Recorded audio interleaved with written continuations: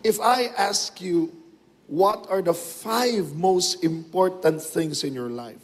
Hey, binibigay ko po ito as seminar to big companies and to church communities. Gawin ko sa inyo, few minutes lang ito, mayroon kayong madidiscover dito. Kunin niyo po yung mga cellphone niyo. Yung mga, pwede kayo mag-notes dyan. Nako, ginawa po ito sa akin many years ago, and it aligned, yung sinasabi ni Brother Tony, my priorities. Ilista niyo nga po yung 5 most important things in your life. Well, things may include people, although hindi sila things, pero wala akong general term. Lista niyo po, 5 pinakamahalagang bagay sa buhay ninyo. And be honest, be practical. Pera, mga kaibigan. At kung mga tao po yan, pwedeng i-lump nyo together. 5. Ako, napaka-enlightening po niyang activity niyan. Nung ginawa sa akin yan, tinago ko ng matagal sa aking wallet bilang paalala. Again, you're typing in the 5 most important things in your life. You have it there now? Ako, tingnan niyo pong maigi yan. Kasi malamang ang iyong mga pagsusumikap, paggising mo sa umaga, di ba? Hanggang sa pagtulog mo sa gabi, ay more or less umiikot sa 5 bagay na yan. Okay? Yung pong mga walang cellphone, isipin nyo na lang, gawin yung mental. 5 most important things in your life. Andiyan po? O sinulat nyo? Game kayo? Game? Tingnan nyo ako maigi. Tingnan nyo. Naku. Halimbawang humarap sa inyo ang Diyos. At sinabi sa inyo, congratulations. You define the 5 most important things in your life. Tapos biglang sinabi ng Diyos, ganyan ha, pwede bang i-give up mo yung isa para sa akin? Hindi ka makakatanggi. Diyos, ano yung buburahin mo? Burahin mo ngayon. Gi-give up mo pinag-give up sa'yo. Kahit sa isip mo, ano yung mawawala? Oh. Alam nyo, sa mga workshop, pag ginagawa ko yan, papel. Tapos pinapalukot ko. Pag serious sila, naiyak-iyak pa sila, naku, nilukot kagad niya yung asawa niya. Mga ganun ba? Una talaga no? Natin. Oh, but hey, you now identify the 4 most important things in your life. Yung bang ito, hindi baling mawala ito, itong 4 huwag. Kaso, tumingin uli sa iyo ang Diyos. At sinabi niya, oh, congratulations. You now know the 4 most important things in your life. Tapos sabi ni Lord, give up mo pa nga yung isa. Ano yung i-give up mo? Sa 4 na yan. Kahit na activity lang, ang hirap, no? Pero pinapa-give up sa iyo So natira, 3 na lang. 3 na lang. Pero tignan mo yung 3 yan.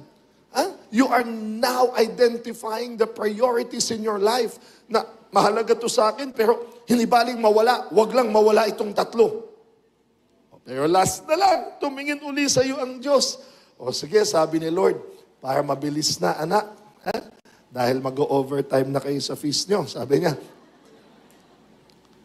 give up mo yung 2. Tapos isa na lang ang itira mo. At bibigay ko na sa iyan. Hindi ko na gagalawin. Ano yung i-give up mong 2 at ano yung tanging maiiwan sa'yo. Kung ginagawa mo, burahin mo yan. Yung 2. O sa mental, no? Ano yung 2? Ang sakit na nito, Lord, Pero hiningi mo And know what? You know what? Ask me what? That's not just an activity, No. Because sooner or later sa buhay natin, talagang isa-isang mawawala yan. That's life. At kung pinapili ka ng kung ano yung mga mawawala at tanging matitira, ano yun? Sino yun? Na masasabi mong, ang bigat mawala nito, pero ito kahit ito na lang ang matira, ito ang pangkakapitan ko.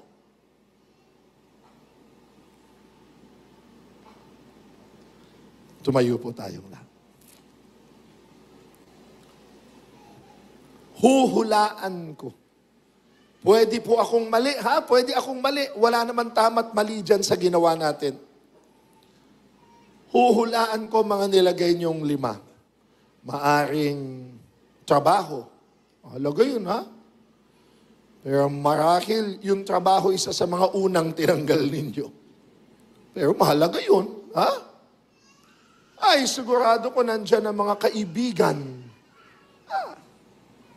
Pero ang hirap bitawan, pero palagay ko, binitawan mo yan. Dahil palagay ko, yung mga last 2 na lang, palagay ko nandyan, parang Family Feud, no? Top answer, or number 2 answer, hula lang ha, pwede ako magkamali. Iba-iba tayo ng values. Tinotok ko yan sa hierarchy of values. Palagay ko, mga 3rd or 2nd to the last mo dyan, family. Tama? Naku, sa iba nga yan na yung top because their lives will revolve and it's all about family. Very good. Congratulations. Pero palagay ko, ang pinakatinira mo na kahit mawala na ang lahat, ito, hindi. Palagay ko, top answer, God. Our survey says, kahit di naman natin gawin yung activity na yun, kahit shortcut mo. Pero I just needed you to see the most important things in your life na balang araw mawawala. Pero yan hindi.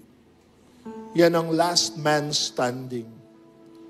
Kaya isipin nyo ngayon, 99% ng buhay natin, nilalaan natin dun sa mga mawawala. At yung 1% lang ng buhay natin, ang maaring nilalaan natin dun sa habang buhay, hindi mawawala. Pero okay lang yun, ha? Naintindihan niya yun. Naintindihan niya. Pero pinapaalala lang niya sa atin ngayon, anak, anuman ang mga mahalaga sa buhay mo, anuman ang pinangkakapitan mo, at mawala man silang lahat, sinasabi niya, ako hindi mawawala sa buhay mo. I got you. Covered. God's got you. Today is the